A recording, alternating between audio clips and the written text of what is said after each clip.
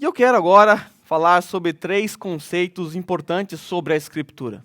Eu vou apresentar 3 conceitos aos irmãos, certamente uns já conhecem, e o outro pode ser que pareça ser novidade para os irmãos, mas vamos lá, 3 conceitos. O primeiro conceito é o conceito sola Escritura, tá? Nós temos o conceito sobre a Escritura, o primeiro sola Escritura, e eu já disse aos irmãos que o que estava em jogo, o que está por trás desse conceito de sola Escritura é a questão da autoridade, por isso apareceu um papa aí na foto, para você guardar e lembrar que todas as vezes que você ouvir sola Escritura, lembra a autoridade. É por isso que surgiu o sola Escritura. Então eu não preciso tecer muitos detalhes, os irmãos já conhecem o conceito sola, e agora eu quero apresentar aos irmãos um outro conceito que talvez seja novidade para alguns aqui. O conceito nu da Escritura. Quem que já ouviu? É novo para todo mundo. Tá? Nu da Escritura. O que é o conceito nu da Escritura? O conceito nu da Escritura é um conceito que você tem que evitar. Antes de mais nada, antes de explicar, é um conceito a qual você deve evitar. É um conceito que os reformadores rejeitaram. As pessoas que defendem o nu da Escritura são aquelas pessoas que defendem que você só pode ler esse livro aqui, não mais nenhum outro livro. Você não deve se apegar à tradição, você não deve se apegar aos credos, você não deve se apegar aos concílios ecumênicos que houve ao longo da história da igreja. Você deve evitar ler comentários de outros comentários, você não deve ler comentários, você só deve ler a Bíblia, você não deve ler outros livros. Esse é o conceito nu da Escritura. Nuda, a palavra nuda a palavra nu vem de nuda, né? Somente ela, né? Sem nada, você não pode ler acompanhado de mais nada. Esse é um conceito, irmãos, que ainda que cheire ortodoxia, que cheire uma coisa bonita, né? Olha, eu sou um irmão que só leio a Bíblia, né? Nu da Escritura. Esse é um conceito perigoso, sabe por quê? Porque você lendo a Bíblia por si só, você pode ter compreensões, interpretações equivocadas desse livro aqui. E se nós observarmos o sola Escritura, quando ele foi entregue à igreja, Lutero, quando pegou as sagradas letras e tomou do clero e entregou ao povo, logo em seguida, o que nós vemos? Já divisões dentro da igreja. A igreja protestante ela já começa com divisões. Lutero defendendo a questão da ceia, da transubstanciação, Ulrico Zwingli já defendendo outra coisa, já na primeira discussão já dividiu a igreja. Então nós percebemos que o sola Escritura não é o problema, mas o sola Escritura sozinho, ele pode gerar divisões. E a igreja hoje, nos nossos dias, é desfragmentada. Por quê?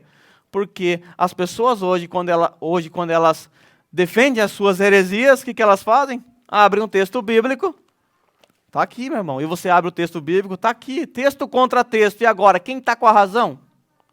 Aí o irmão diz, eu creio que as coisas são assim, só a Escritura, e o outro fala, eu creio que é dessa outra forma, só a Escritura. E aí, quem é que está com a razão? Então, o problema não está no sola Escritura, ele não é o problema somos nós, que interpretamos a Bíblia.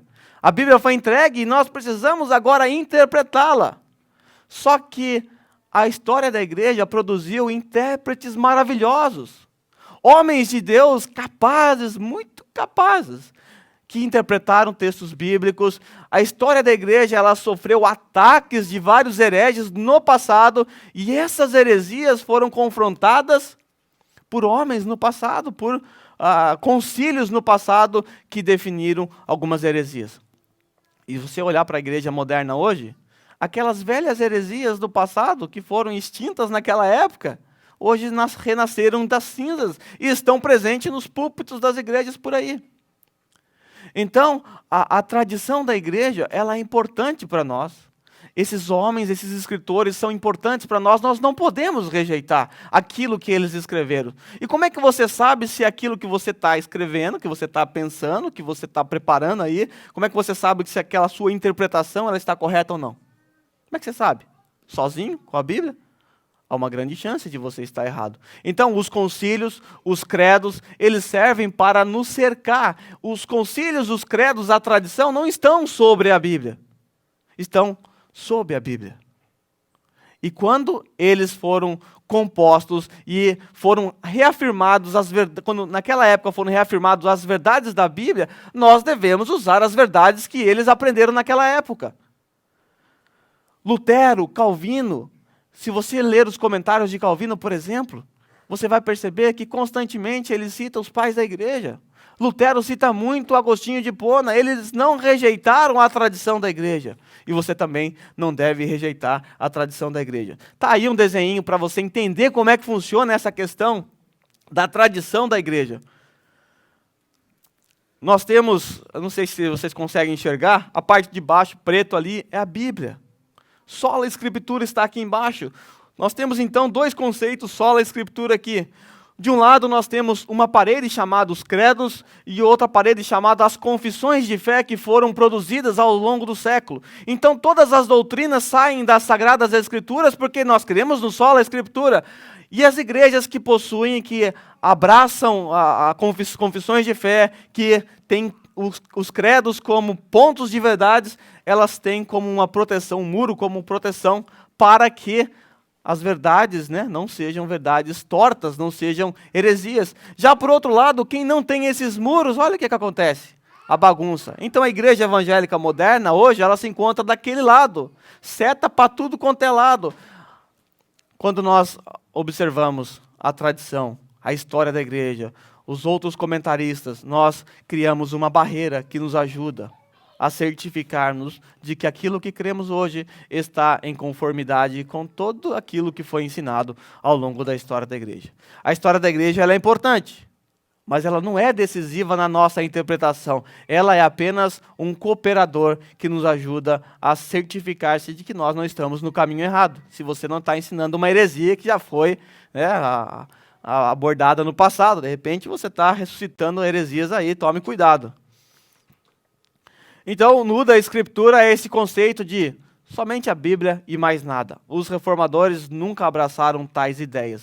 Os reformadores sempre se apoiaram ao longo da história da igreja, em Agostinho, em outros homens,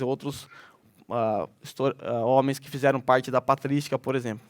E o terceiro conceito que eu quero falar aos irmãos é o conceito tota Escritura. Tá bom, irmão Glauber, tu está falando que o sola Escritura é muito bom, mas que é perigoso, porque as pessoas podem interpretar errado, e realmente algumas pessoas interpretaram ao longo da história de forma errada, e gerou muitos problemas, e de repente então nós percebemos que o nu da Escritura também é perigoso, porque só com a Bíblia, sem atentar para a tradição, desprezar a história também pode trazer problemas. Como é que eu faço então? Como é que eu resolvo esse problema? Aí nós temos o tota Escritura. O tota Escritura é total Escritura, a Escritura como um todo. Ele é um princípio hermenêutico que nos ajuda a interpretar, a entender o texto bíblico. Então, como é que você faz com o texto bíblico? Você vai lá, abrir um texto bíblico qualquer, está lendo ele, está meditando nele, de repente surgiu dali uma ideia esquisita, assim, uma ideia que você não sabe se está muito certo. Você viu ali, por exemplo, um texto que Jesus chorou, e você diz o seguinte: nossa, Jesus chorou, então ele era somente um homem, ele não era Deus. Deus não chora. Aí você chega a umas conclusões assim, mas está aqui, ele chorou. Só a Escritura, está aqui. Jesus não é Deus. Aí o que você faz? Primeira coisa, você vai, abandona o nu da Escritura, você vai para a tradição da igreja, você olha para lá, será que na história da igreja, o que os homens falaram a respeito da natureza de Jesus? Aí você já vai descobrir por si só que no passado já houve concílio tratando a respeito da natureza de Cristo, e foi provado ali pelos textos bíblicos que ele é plenamente humano, plenamente divino. Aí o que você faz? Ok, você já tem uma base, você já tem uma ajuda aqui, poxa, peraí, eu estou sozinho nesse campo aqui. Os que abraçaram essa ideia no passado, junto comigo, foram hereges. Então, peraí, alguma coisa está errada aqui. Então, o que você faz? Você vai para o tota Escritura. Você vai pegar a totalidade do texto bíblico para você interpretar aquela verdade. O que os outros autores falaram a respeito disso que você está lendo? O que o resto dos evangelhos mostram a respeito de Jesus? Aí você chega lá em João capítulo 1 e você percebe que Jesus é Deus também. Opa, tota Escritura. Você não ficou com uma verdade isolada de um versículo. Você viu o que aquele versículo significa dentro de toda a Bíblia Sagrada. Então é um princípio hermenêutico que ajuda você a não cair em erro. Nunca trabalhe com textos isolados. Dizem as más línguas que a Bíblia é a mãe de todas as heresias. Por quê? Porque o Testemunha de Jeová usa a Bíblia, os mormons usam a Bíblia, muitos hereges evangélicos usam a Bíblia. Ué, tudo vem da Bíblia? Então o problema não está na Bíblia em si. O problema está na não observação do toda a Escritura e esse rejeitar da toda a Escritura faz com que as heresias surjam no nosso meio, no meio da igreja dita evangélica. Então, 3 conceitos que nós temos aqui é a sola escritura, a autoridade máxima sobre nós. Nós vimos que ela sozinha, ela pode gerar problema. Nós devemos rejeitar o nu da escritura, né? Nós devemos dar a devida importância à história da igreja, à tradição da igreja, desde que ela se enquadre nas sagradas escrituras, e nós devemos interpretar a Bíblia a partir da totalidade dela. O que esse texto significa aqui, o que esse texto significa em outro local da Bíblia Sagrada.